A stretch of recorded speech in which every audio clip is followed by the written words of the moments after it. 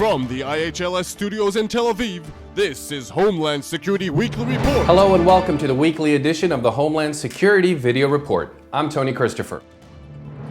Barak 8, the main weapon system on board the Israeli Navy's new ships. The Israeli-developed Barak 8 missile system will be the main defense system of the 4 new corvettes that will be built in Germany for the Israeli Navy. The advanced missile system will protect the warships from all aerial threats, including unmanned air systems and cruise missiles. Security experts told iHLS these systems are considered force multipliers that would assist the Israeli Navy in fulfilling not only its ongoing missions, but also in meeting additional goals in the coming years. This despite possible cuts in its order of battle. Most future threat scenarios include attempts by various adversaries, for instance Hezbollah, given its statements and threats, to attack the gas infrastructure in Israel's economic waters, namely in the north of Israel. The Barak 8, which has been developed in the framework of a major project by Israel Aerospace Industries, is an advanced air and missile defense system and serves both as a point defense and long-range anti-missile and air defense.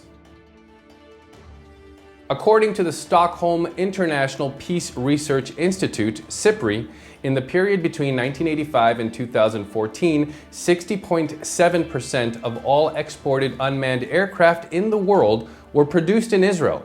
The United States comes second as a manufacturer of unmanned aerial vehicles, as it supplied 23.9% of all UAVs exported during this period. Canada came third with 6.4%, reports oxu.az, citing newsru.co.il.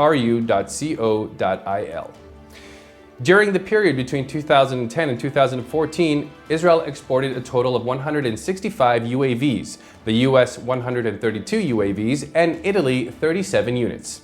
SIPRI noted that the club of countries exporting their UAVs is very exclusive. Between 2005 and 2009, it numbered 11 members, and between 2010 and 2014, there were only 10 members. At the same time, the number of states importing UAVs has grown to 35. The largest importer of UAVs is the United Kingdom. During the period between 2010 and 2014, it bought 6 combat UAVs from the US and an additional 55 various modifications of UASs. Israel accounted for 33.9% of all UASs exported during this period. Hacking into computer systems in order to gain remote access to the data they store requires first and foremost communication. There are various methods and means designed to trick all sorts of communication protocols and standards, thereby enabling the perpetrator to link up with the computer or pump them for information. Therefore, highly classified materials shall be stored in so-called standalone systems, that is, PCs and the such which are not connected.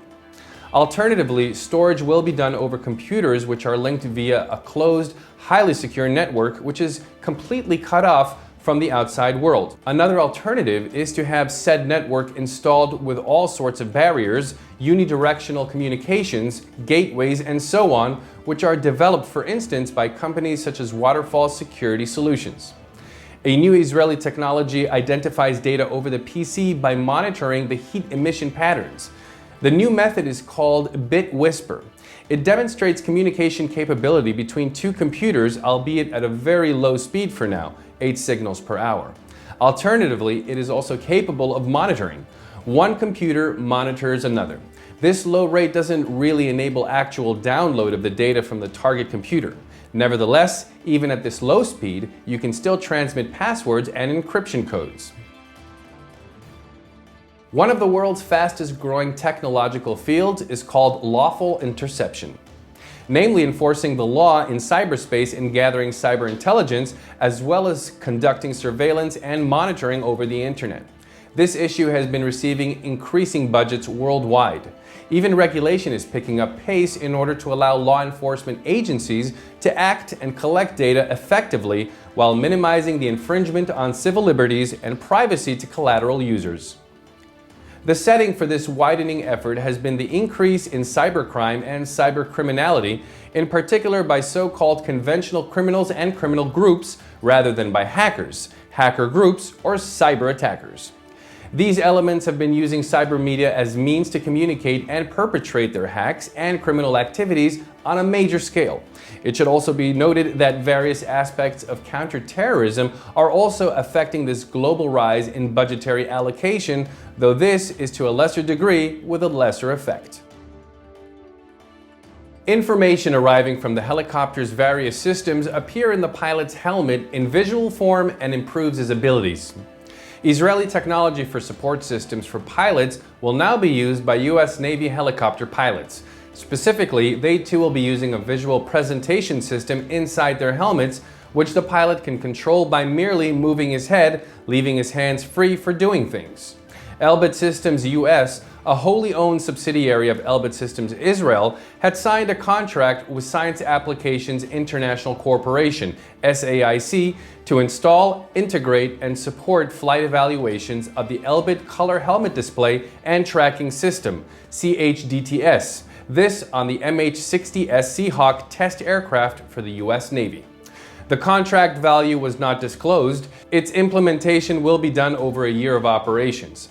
The program constitutes part of the US Navy's MH-60 Sierra's improved targeting system for the Seahawk's armed helicopter weapon kits. The CHDTS will provide the pilots with both night and day capability for receiving visual information in the form of flight instrument symbols on their helmet-mounted display modules. And that's it for this week. Thank you for watching this edition of the Weekly Video Report. See you at the same time, same place next week, and for further information, click the link below.